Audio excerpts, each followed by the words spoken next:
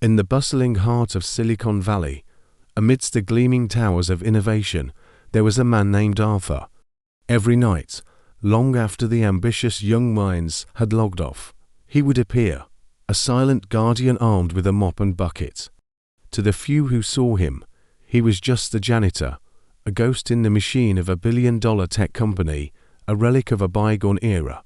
He'd smile warmly, a gesture often met with hurried nods or outright indifference. The young programmers and execs, fueled by caffeine and ambition, saw him as part of the background, as invisible as the code that ran their lives. One evening, a group of young, cocky developers were working late, trying to crack a stubborn bug before a major product launch. Frustration mounted, and their banter grew sharp. Arthur was quietly wiping down a whiteboard nearby. "Hey, old-timer," one of them called out. "Maybe you can help us with this algorithm." "You've been here long enough, right?" the others snickered. Arthur simply smiled his gentle smile and said, "Sometimes, the simplest solution is the most elegant one. Have you tried reversing the primary input stream?" The developers exchanged condescending glances. Reverse the input. That was basic, something they'd overlooked in their complex approach. The lead programmer, more to humor the old man than anything else, typed a few lines of code. The room fell silent, the bug vanished, the program ran flawlessly. They stared at the screen, then at Arthur, who was now quietly emptying a trash can. Who was this guy? The incident created a ripple of whispers. The story of the janitor coder became a minor office legend. Some were amused, others intrigued. But for most, he remained just Arthur, the old man who cleaned up their messes. Life at the company, Synapse Dynamics, continued its relentless pace. The CEO, a charismatic and ruthless man, Damian Sterling, was the face of the company. He was on magazine covers, gave inspiring keynote speeches, and drove a car that cost more than most people's homes. He was the embodiment of modern success. Then came the crisis. A rival company launched a surprise product, one that threatened to make Synapse's flagship software obsolete overnight. Panic erupted in the boardroom. Stock prices plummeted. The company was on the brink of collapse. Sterling called emergency meetings, shouting at his top engineers, demanding a solution that didn't exist. The pressure was immense. In the chaos, a young security analyst named Chloe was tasked with reviewing weeks of security footage for any sign of corporate espionage. She suspected a leak. Chloe spent days staring at grainy footage, her eyes blurring. She saw nothing, just the usual late-night work sessions, the cleaners coming and going. But then she noticed something odd. She focused on the footage from the main server room, the heart of the company. Every night, like clockwork, Arthur the janitor would enter. He'd clean, of course, but then he would pause. He'd stand before the primary server rack, his hand hovering over a small, unmarked panel. He never touched it, but he'd stand there for a moment, as if in contemplation, before moving on. It was strange. What was even stranger was that according to his cleaning rota, he had no reason to be in the high-security server room at all. Driven by a gut feeling, Chloe started digging deeper. She ran Arthur's employee ID, which was minimal. Arthur Peterson, hired 5 years ago. No prior work history listed. It was a digital ghost. Frustrated, she decided to go old school. She went into the company's physical archives, a dusty basement room that no one had entered in years. She looked for the original incorporation documents of Synapse Dynamics. And there it was, on a piece of yellowed paper from 25 years ago. The founders, Damian Sterling and Arthur Peterson. Chloe's heart pounded in her chest. She raced back to her desk, her mind reeling. She cross-referenced old tech articles, forum posts from the dawn of the internet. She found a faded photograph from an early tech conference. A young, brilliant Damian Sterling stood next to another man, a man with a familiar, gentle smile, a young Arthur Peterson. The articles hailed them as co-geniuses, the architects of the foundational code that Synapse was built on. But then, about 20 years ago, Arthur's name simply disappeared from the public record. He had vanished. Meanwhile, in the executive suite, Damien Sterling was unraveling. The company he had built was crumbling.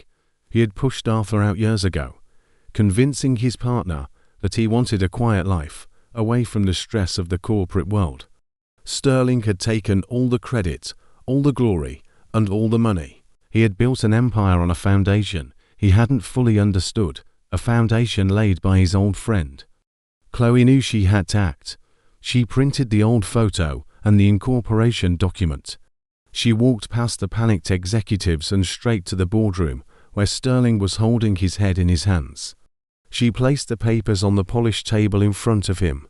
"I think you need to talk to your co-founder," she said quietly. Sterling looked up, his face pale. He saw the photo, and a flicker of something shame, regret crossed his features. At that exact moment, the alarm bells began to scream throughout the building. A massive cyber attack. The rival company wasn't just launching a new product. They were trying to wipe Synapse off the map completely, deleting their data, stealing their source code.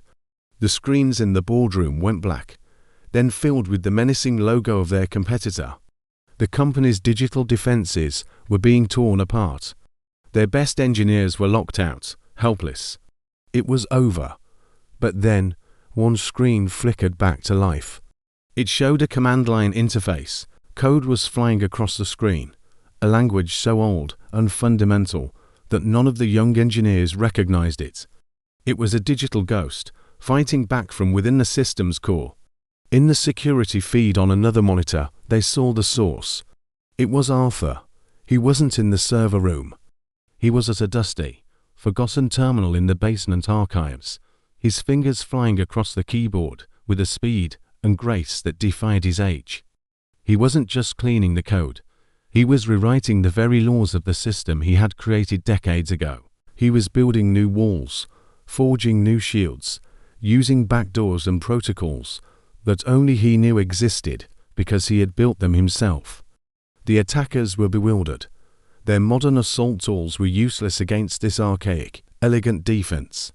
It was like trying to use a laser to cut a river.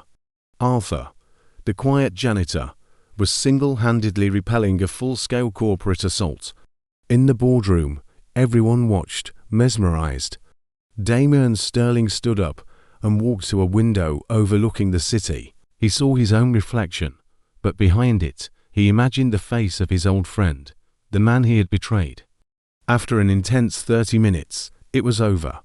The attackers were repelled, their own systems compromised and exposed by Arthur's counterattack. The Synapse network was secure. A message appeared on the main screen in the boardroom, typed in a simple, clean font. "System integrity restored. The foundation is strong. Silence." Then, slowly, the engineers and executives in the room began to clap. Chloe found Arthur in the basement, calmly unplugging the old terminal. He looked up and gave her his familiar, gentle smile. "Just cleaning up a little mess," he said. Later that day, Damien Sterling walked into the basement. The two old friends stood in silence for a long time. "Arthur," Damien began, his voice thick with emotion. "I am sorry." Arthur simply nodded. "The company was in trouble," he said. "It's our company, Damien. It always has been." The next day, a company-wide email went out. It announced the return of Arthur Peterson as chief technical architect and co-founder. The whispers turned to gasps of shock and awe. The young developers who had mocked him and looked at him with a reverence usually reserved for tech legends. They realized the quiet old man they had ignored was the very reason they had jobs. Arthur didn't change much. He still wore his simple clothes, still smiled his gentle smile. But now, when he walked the halls, people didn't just see a janitor. They saw the soul of the company, the silent guardian who had never truly left his post. And he taught them all a lesson far more valuable than any line of code. That true genius is often quiet, and greatness can be found in the most unexpected of places, mopping the floors long after everyone else has gone home. Thank you for watching. If you enjoyed this story, don't forget to like, subscribe, and hit the bell icon so you never miss an update. See you in the next video.